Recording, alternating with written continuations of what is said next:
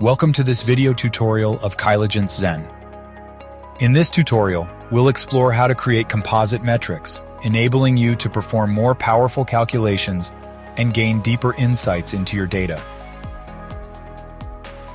Open your Zen and navigate to the Metrics tab. Click on the Add New button. Select Composite Metric. Then we will begin to build metrics that involve calculations based on other metrics.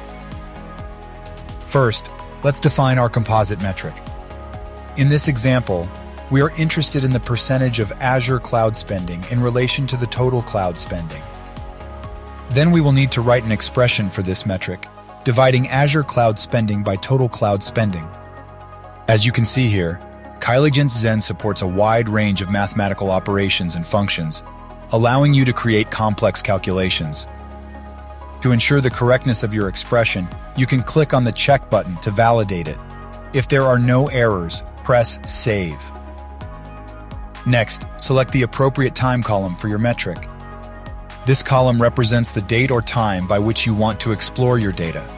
Choose the relevant column from the available options. Finally, enter the display name for your composite metric. In this case, we'll name it Azure Cloud Spending Percentage to reflect the calculation we are performing. Then press the Create button to save your composite metric.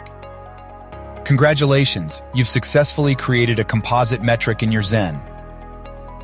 Take a moment to explore your newly created composite metric in the Metrics tab. You'll find it listed alongside your other metrics, ready for analysis and visualization.